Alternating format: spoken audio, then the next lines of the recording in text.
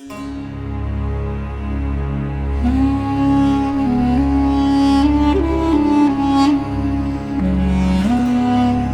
friends, it's Jasmine. I hope that you all are doing well. Today I wanted to talk to you a little bit about my opinion and my experience and my perspective on working with this archetype of the dark goddess and what this archetype and what this goddess means to me as a devotee of the dark goddess, as a practicing witch, and as a pagan. To me, the dark goddess is an archetype that can be of its own sentience, but is also an archetype, much like how we have archetypes of, maiden goddesses and mother goddesses and crone goddesses. And for many of us, MMC or maiden, mother, crone, these are archetypes that some pagans and even some witches choose to incorporate into their practice while others do not.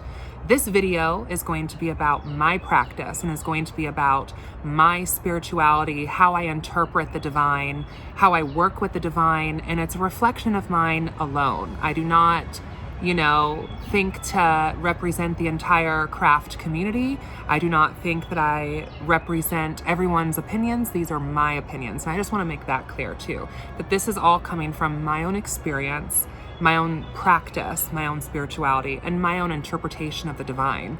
And everyone's interpretations of the divine are unique to themselves, in my opinion. So, the dark goddess to me is very much an archetype, much like MMC, Maiden, Mother, Crone. And to me, what the dark goddess archetype represents. How do we define what exactly is a dark goddess and what is not a dark goddess? Well, really, this archetype of dark goddess is a fairly new adaptation in the craft. It's a fairly new development within neo-paganism. And many will argue that there is no such thing as a dark goddess archetype. And that might be very well and true for those individuals who that is their practice. However, like I said, I'm talking about mine here, right? So for me, the dark goddess archetype, how I define the archetype are deities associated with death, war, prophecy, witchcraft, transitions. These are just a couple of themes that dark goddesses can reign over. The dark goddess archetype is often sometimes associated with the dark mother archetype. These two things can be interchangeable or not. That's really your own mileage. There are times where in my spirituality, I feel the need to call upon a goddess I specifically associate with the dark mother, the dark goddess archetype. And there are other times where I work with the dark goddess or dark mother as a source from. So sometimes it is personified and sometimes it is not personified, to me, is how I interpret it. I think there's also a big distinction in paganism as a whole, but I think this can also carry over somewhat into witchcraft as well. We have these labels of a revivalist and a reconstructionist, and this is mostly where people on the path bump heads a lot because people tend to fall into one of these categories.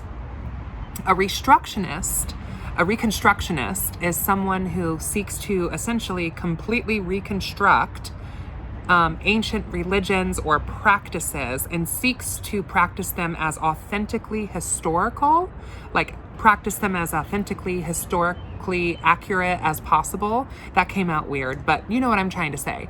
A reconstructionist seeks to reconstruct what was done in the past and bring it into the present. Maybe that's a better way of saying it. Then revivalists are people who, that's more of the new age, if you will. So people who are, seeking to revive old traditions and adapt them into the modern world. For me personally, I don't necessarily identify wholeheartedly with either one of these labels. I think that for myself, it is important to have a sense of my to know. In the way that I think learning about historical documented rites and rituals and, historically known offerings to specific deities, holy days. I think that history is very important. I don't think that we as witches or pagans should necessarily just willy-nilly completely recreate things that have already been around for a long time. In the same vein, though, I also feel that, so on one side, yeah, I feel like we need to really learn our history, right? Really pay attention to history. Learn what we can from records that we have. I think it makes it very difficult with some of the craft and some of paganism, because a lot of our records are a little bit concerning on how accurate historically they really are. And also some of these records from, especially like pagan culture, pagan gods, some of these records that we have are written by conquering cultures or religions. So it makes it a little bit difficult to decipher between, what is legitimate and what is fear-mongering, because a lot of our deities have also been demonized if they couldn't have been sanctified. So I think that per Reconstructionism, I think that it's a wonderful thing. I have no issue with being a Reconstructionist. And not that it matters, because if you are a Reconstructionist and that's your path, and if for you personally, you feel like in order for your craft or your practice to be as authentic as possible, you need to practice the way that the ancients did, or your ancestors did, which that's also out for debate on if your ancestors were really doing that and where your ancestry really comes from, and that's a whole other video. But if you feel the need to practice the same way that they practiced, hundreds and hundreds and hundreds and hundreds of years ago or whatever, that's great. I have no issue with that. And like I said, I think that it is important to know where things come from and know how things were done as best as we can. But I feel like history only does take us so far. And I want to mention in this video as well that I came across this channel, and actually part of what inspired this video is I came across this YouTube channel recently called GrimWire, and I will be linking their channel down below in the description. It's a really cool channel. They seem like they have really good energy, and it's a community and knowledge base for magic, witchcraft, spirituality, and religion. And most of the content on this channel, they say, are targeted at beginners. But if you're interested in magic, witchcraft, and spirituality, religion, it's a very fascinating channel. The person who puts it on does a very good job at organizing their thoughts and putting things together. And no, they did not ask me to shout this out or anything. I just feel like as a fellow content creator, when I saw this channel, I actually first watched their video on Lilith, and then I think I watched a video on Hellenism. But anyway, my point is they have really amazing content, and that's part of what inspired this video for me to talk about, my own personal experience, understanding, perspective of being a devotee of the Dark Mother, being a devotee of the Dark Goddess, what that means for me, how that reflects in my craft as someone who's been practicing witchcraft now for over a decade, and what this looks like for me, because I think it's really important for us as individuals to really be sharing our experiences on the spiral path, because everyone's experiences can be so varied and so unique. And I know that I personally really enjoy hearing about, people's experiences. But anyway, so as far as Reconstructionism goes, I'm starting to ramble. As far as Reconstructionism goes, I think that it can be a wonderful thing. I think both sides, with being a revivalist or being a Reconstructionist, I think have both of them have wonderful points. With Reconstructionism, though, I think that the danger or the harm in being purely a Reconstructionist is that I feel like it can take away from personal experience. And I also feel like it keeps the traditions or the beliefs stagnant, in my opinion, set, like unable to evolve and change. And that evolution, transition, change, metamorphosizing is a big part in my practice. So the idea that something is set in stone, period, forever, I don't really believe in that. I don't believe that we as individuals are static, set beings, and I don't believe that the gods are either. And maybe some of my belief in that comes from this kind of LHP, this left-hand path influence, in the sense that I believe, and this is controversial, okay, amongst witches, but I believe that we as the people created the gods. I don't believe that it is the other way around. I believe that our personification of deity has been created by our species. And I think that for me, and some people call me very much a monotheist for thinking this way, but I believe in one cosmic source that is very much above our human level of understanding. And to me, this source is dark matter. It's the dark energy of the universe. It's the abyss that is not necessarily sentient, and that all things, have been birthed from and all things return from. And to me, that's where the gods come from. And so different energetical vibrations and frequencies, like the energy of war, the energy of wisdom, the energy of agriculture, the energy of sex, leadership, all these different vibrations come from this darkness. And then throughout the world, throughout time, throughout, different linguistic influences, cultural influences, geographic influences, we as a species have named these energies by different names and have given them life and have given them personalities of their own. But while they remain individual, right? Like, I don't believe that Aphrodite is, let's say, Lakshmi. I believe that these deities are separate, but I believe that they are, I always put it in reference to like pizza because I like to eat. So I believe that these deities are all part of this big pie, right? But they're like different slices, or they're all part of a pizza. So while one might be a supreme or a pepperoni or a cheese or this or that, just like we have maybe, Venus or Aphrodite or Yemaya or Freya, they're all still a part of the pie. They're all still a part of the pizza. They're all still manifestations of dark energy. They're all still manifestations of the universe. And this is how I perceive it. So in that way, I kind of identify with this idea of soft polytheism, the belief in multiple, but them all coming back to the one. Whatever we end up calling the one, whether we call the one like Brahma, whether we call the one like, I don't know if you guys can hear that. Cool. Whether we call the one like Brahma or the universe or, dark matter or whatever, it doesn't really matter to me necessarily what that is called. We could just call it the higher power.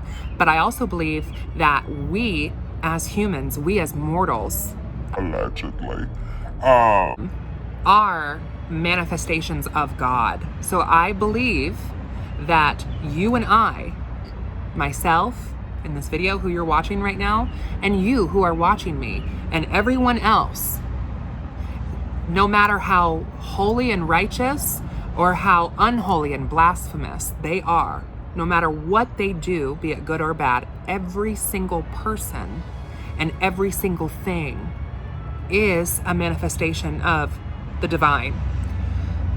So when I say that, I'm saying that I am a living goddess. I am saying that I am a living, breathing incarnation of my own understanding of the divine. And I believe that you are as well. And so liberation, freedom, individuality, and power are of utmost importance in my perspective, in my craft. Keeping myself liberated and empowered and empowering the lives of others is, to me, what is kind of the overarching aspect of my craft. Now, to kind of touch on what I was talking about earlier before I got into that rant, as far as the revivalists go, I think that the pros of revivalism, to me, are you have more of an intuitive connection to your own understanding of the divine.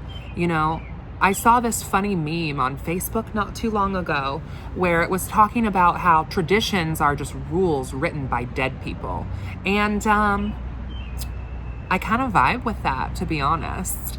I think that traditions can be a wonderful thing. And I think that they, for a lot of people, can very much offer a sense of security and stability and purpose.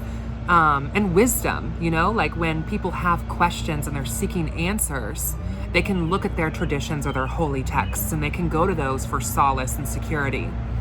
For me, it's never necessarily really offered that, but I think for a lot of people it very much can, and I think that that's a beautiful thing.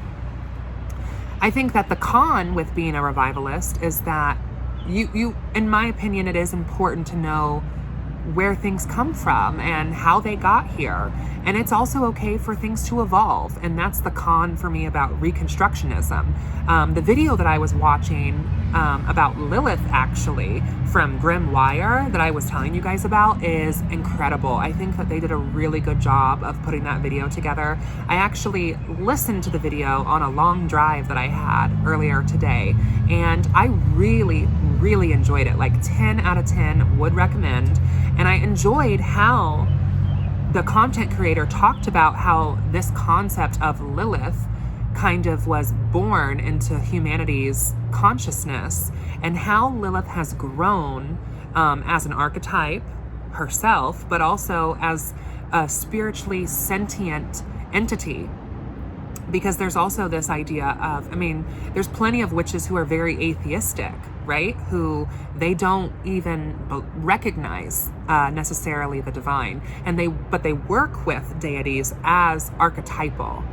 Okay, so there's also that as well. Which, like I said, however you choose, which way you as a witch choose to witch is your business.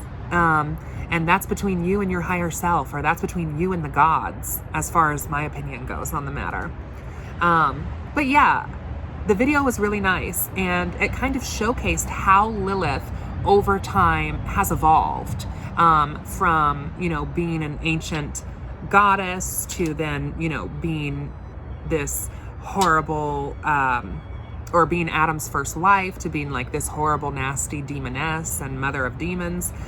It's just interesting to me, because I feel like us as individuals, us as the people, as you and I, evolve. Our beliefs, our physical appearances, everything is transitional. Nothing is forever. Nothing is permanent. Everything is temporary, and things change. And I believe as we are living manifestations, and we are living personifications of the divine, you and I right now, I believe, of course, the gods would change. Think about it this way as well. Like, Poseidon, the god of the sea, would often be appeased for safe travels as far as like the ocean goes. And I think for a lot of people, especially people who are more landlocked, a lot of oceanic deities might not necessarily be as prevalent in their practice. Maybe some of us aren't necessarily, taking a boat every day to and from, or going on long oceanic voyages. So does this mean that as far as travel goes, like for airplanes or travel for like vehicles, for cars, does this mean that new gods are then created to govern these things? What about the internet? I've talked with Orly Stewart about this kind of concept as well. What about the internet and the god of the internet algorithm? Is there a demon, an angel, a god who you associate to govern this? Or has this become its own god that is sentient, that we have created? The American dollar, I think for a lot of us, when we are, how I feel is like, okay, so how the ancients, in finger quotes, were praying for abundance. And is that interpreted through agriculture? Is that interpreted through the grain? Is that interpreted through spices? Because what is monetarily valuable has changed over time. So offerings of monetary value to deities, I would also think, would change over time. How many of us are actively sacrificing an animal to a deity? Do we need to sacrifice animals to deity anymore? How many of us are going out and hunting our own food? How many of us are growing our own food fully, wholly, not purchasing anything from the grocery store, but doing it yourself? How many of us are fully living off the land? How many of us are living without electricity? How many of us are living without running water? Because if you are, props to you, that's awesome. But I think a lot of people here in the West who are very much into this Reconstructionism. You reconstruct up to a point, right? Because I just don't think it's humanly possible to completely reconstruct a practice or a religion that is so ancient that either we've completely lost the information, or you can't really, because we're living in a modern world. That being said, I think it's important to learn and understand as much as you can, and I don't think that history should be completely discredited either, but I think that we can recognize that things are allowed to evolve and change over time, and that includes the gods and all of us, you know? There was another kind of meme I saw on Facebook that I thought, I know it's silly, like referencing memes, but you know, in a way, they're kind of like modern day folklore, mythology. Like, think about how we can communicate through GIFs. Think about how our emojis now on our smartphones are almost like modern day hieroglyphs. I think that that's so interesting to think about. But yeah, I think that the thing I saw on Facebook was, it was talking about, it had a caterpillar and a butterfly. And the caterpillar told the butterfly, like, you've changed. And the butterfly looks at the caterpillar and says, we're supposed to. And I think that that's kind of a testimony of how we evolve over time and what we are evolving into. The witch that I am now at my age is fundamentally not the same witch I was in my early 20s, and is absolutely not the witch I was when I was 16, 15, or earlier.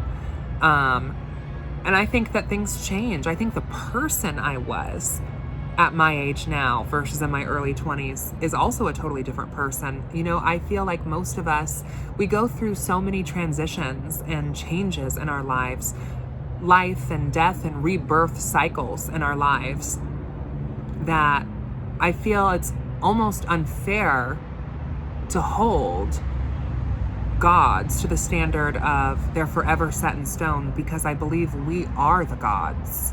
I believe that the gods are manifested in us. So I think that's part of why I don't necessarily vibe personally with the idea of complete reconstruction, because I don't really believe that most people are really fully reconstructing things, because I don't believe that's fully possible. I think you can strive for it. By all means, yeah, I think you can strive to be a Reconstructionist, but it seems a bit to me like an unachievable goal.